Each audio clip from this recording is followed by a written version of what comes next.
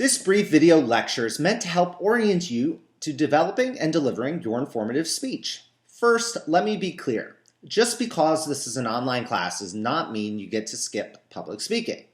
Please read the directions carefully on the assignment sheet, but make sure that you must have at least 5 people present for your speech in the room from introduction to conclusion. You are required to use your camera to show your audience members both prior and following your speech. I recommend that you stand in front of a desk, a countertop, or podium if you're lucky enough to have one. In terms of your message, I'm looking for you to coherently provide your audience with an attention getter to hook them into your introduction, followed by a thesis statement, and then a roadmap for where you plan to go throughout your speech from beginning to end.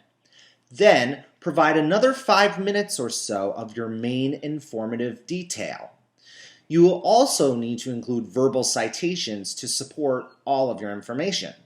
For instance, I may say, quote, "According to Dr. Joyce Smith of the Centers for Disease Control, who published a startling statistic in the CDC Journal in 2014 stating that 1 in 68 children are born autistic," end quote. Notice that in that statement I referred to the credibility of the author in which I received my information. This helps provide verbal support to your ideas, which helps boost your ethos. What am I looking for with your eye contact? I want your eye contact focused on your audience while occasionally referring to your presentational outline, your notes for support.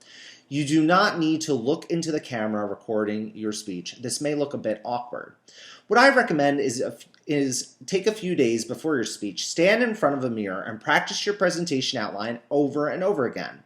You will start to embody your speech and the language so that when you deliver your final draft, you will be articulate, confident, and more extemporaneous with your speech.